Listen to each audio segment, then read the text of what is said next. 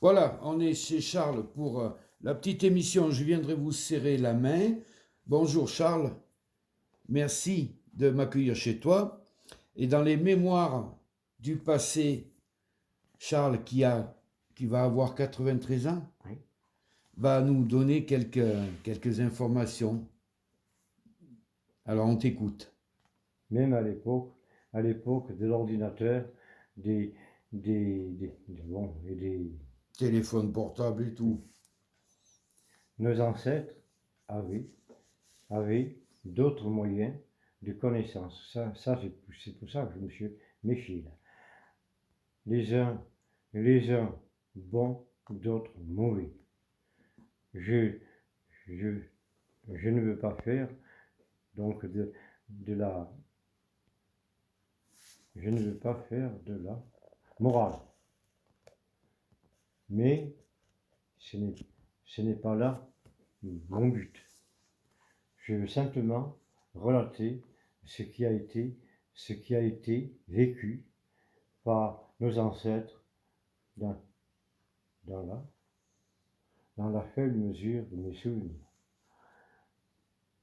Imaginez ceci, un exemple parmi d'autres, la fauchaison, la fauchaison et la fenaison à l'époque. Ça, c'est historique. De ma jeunesse, elle se faisait déjà mécaniquement. Il y avait des faucheuses. Seulement, le, le moteur, c'était les animaux, les vaches ou les bœufs. Eh oui. Vaches, bœufs ou chevaux. Voilà un exemple. Ah oui, mais c'est justement ça. Voilà. Alors, de nombreux souvenirs peuvent être notés sur le papier. J'en ai relaté un précédemment. Voilà. Je ne vais pas travailler pour lui, mais Mais on est entre ça, nous. précédemment, beaucoup de détails peuvent paraître, comment j'ai écrit là, obscurs à la génération présente. En effet, qui a vu des vaches attelées, un, un pétrin où on faisait le pain, qu'on appelait une maille en patois. En patois, ça s'écrivait une maille. Maille. Oui. Ah, mais maille. Alors, table spécialement aménagée pour pain avec la pelle, oui, il y avait une pelle. Pelle en bois. Pelle en bois. En bois, passé. Je fais exprès d'employer des mots patois. Mais c'est bien, tu donnes le nom en patois et tu nous le dis en français, ça c'est bien. Alors, passer le pater au fond du four pour enlever la cendre et les braises restées après l'enlèvement du gros de la braise. Bon, alors, oui, le pater, c'était un gros vieux sac, Oui, bien mouillé, en jute. oui, en jute, Mmh. qui était manché au moisissure, on n'allait pas mettre des doigts, Oui, vaut mieux qu'on pas. passait au fond du four, et c'était pour nettoyer le four. Voilà, oui, oui. Quand on faisait le pain, il n'y a pas tu sais, il y a des après ici. Oui, oui, oui, oui. Alors, elle passait partir, le bataillon. Patari. Oui. D'ailleurs, c'est pour ça qu'on disait, quand quelqu'un a une mauvaise langue, on disait que un vrai bataillon.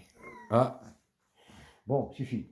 Au fond du four, pour enlever donc les braises, reste après l'enfoulement du gros de la. Ah oui, oui, l'enlèvement du gros de la braise qui a eu Charles, alors ça autre chose, qui a eu Charles aller quérir, ça c'est du patois pur, un fait de tallow pour chauffer le four. Certains mots ne se trouvent pas dans le dictionnaire. oui, sûrement. Ça continue. Bon. Alors, qu'est-ce qu'il y a encore? Ce que je voudrais, surtout, c'est que les jeunes générations sachent, c'est en effet qu'il n'y a rien de nouveau sous le soleil. Notre père avait embauché Charlie Loup, alors un on dit qu'il doit les faire, oui, ça se fait comme ça, qu'il doit les faire les enrayages pour la faucheuse. C'est-à-dire de faire à la faux un passage, voilà, pour faire, pour faire un faucher à la main en cercle de quelques mètres pour permettre à dégager la machine, la machine lui permettant de sortir de l'herbe non fauchée, et de reprendre un nouveau andin, un nouveau tour, jusqu'à ce que les andins maintenant coupés, lui permettent de tourner comme il faut. Mm. Sans s'engager, c'est-à-dire s'engager, ça veut dire que si on ne se méfie pas, qu'on partait avec la lame pleine, l'herbe, ça bloquait. D'accord. C'est pour ça que, voilà, ça engagé. Ça, c'est des souvenirs que tu as vécu, toi. Oui, j'ai vécu. Oui. Alors, j'en reste là pour le fauchage. Maintenant, la fenaison. La fenaison, d'abord, il fallait déramer, ça ne pas toi, déramer. Alors, soit, c'est-à-dire faire, comment t'expliquer? Faire un premier retournement et égaliser l'herbe. Ensuite, pour faire un premier retournement et également l'herbe ensuite, après un temps de séchage, on y retournait. Alors, suivant l'épaisseur de l'herbe et le temps, tourner de nouveau le foin, juger sec, le ramasser et le mettre en andin, et on venait le chercher avec les bêtes et le traîneau, et on en faisait des meules. C'est un traîneau, c'était un truc comme moi. Alors, l'emmener, parce que quand on faisait des meules, alors elle emmenait le foin près de la perche pour en faire une meule. Auparavant, il avait fallu planter une perche, une perche en bois, de pin de préférence. Alors, oui, généralement, c'est dommage que je vois mal monter. Généralement de pin. De 6 à 7 mètres, oh, j'étais précis là, de haut. Il avait fallu la fixer au sol en creusant un trou, comme on le voit, tu comprends, environ 1 mètre. Après, mettre du bois, des branches. Là, on en était à la confection de la meule. Voilà. Alors, voilà, la confection de la meule. Alors, j'ai dit qu'il fallait mettre du bois au sol pour que le foin ne s'abîme pas. Eh oui. Donc, par terre, tout autour, on mettait du branchage. Voilà. D'accord. Alors, la confection de la meule pouvait commencer. Et je mets entre parenthèses tout un arbre. Mais certainement, oui. Il ne fallait pas qu'elle boive, ça veut dire qu'elle prenne de l'eau. Oui. Sinon le foin était moisi et même pourri. Ou pourri. Donc perdu. Oui, on avait fait tout ce travail pour rien. Il fallait voir les fourchets que les jeunes garçons ou moins jeunes envoyaient. Et il fallait tout de même pas aller trop vite. Sinon la confection lui était défectueuse. Quant à alors là, quant à pointer, ça veut dire la finir, c'est un mot pour toi. Quant à pointer le fenacier, je parle comme ça,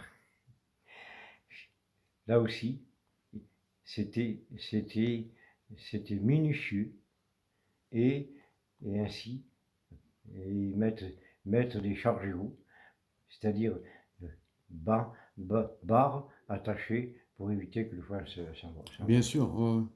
Oui, mais c'était tout un art, hein. Il fallait connaître son travail. Oh oui, Ouais. mais c'est pas tous les vieux qui savaient Ah, faire. mais Moi, je sûrement. n'ai fait qu'une meule dans ma vie. Ah, Et après, on a passé à la presse. voilà. Mais j'étais une meule, elle était bien faite. Qu'est-ce que je raconte là? Comment ça se fait? Nous prenions fantaisie d'écrire une lettre, un patois.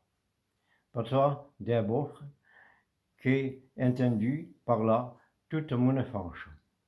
Charles, il faudra chouiner la chora, un patois, un patois, le et est un singulier et le là est un pluriel.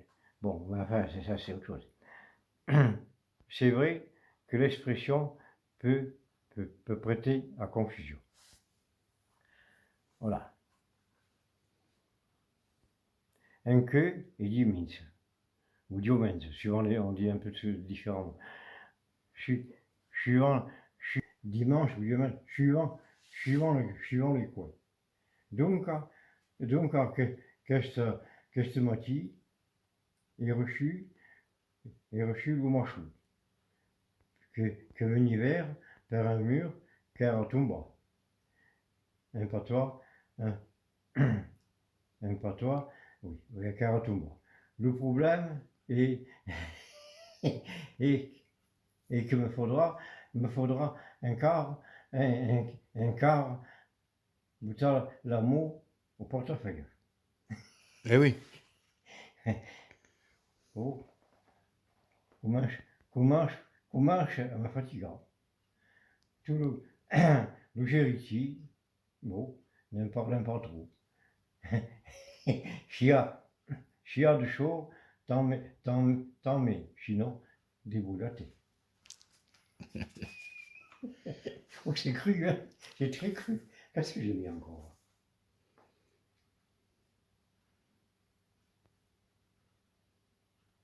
Comme dit Jean en Ardèche.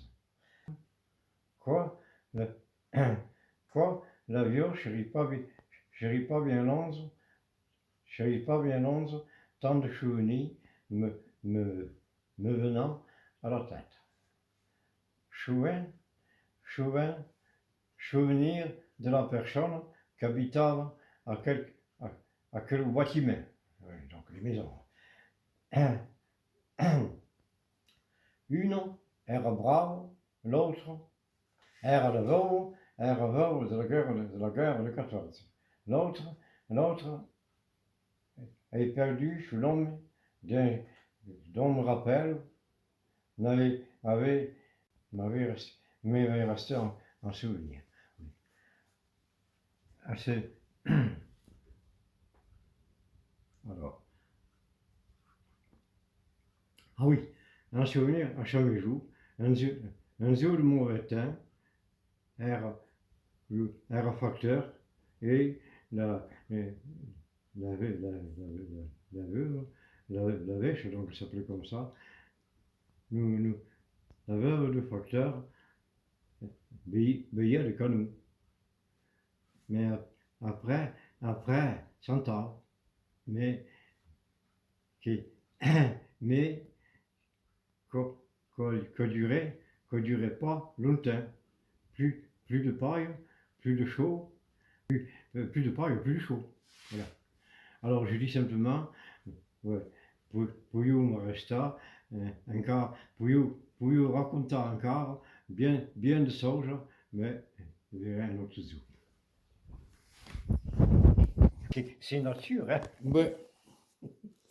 Il y en avait une qui buvait des canons. Mais tu vois, moi qui ai du mal à comprendre le patois, j'ai compris pas mal de choses. Il faut être attentif et puis on arrive à suivre le fil.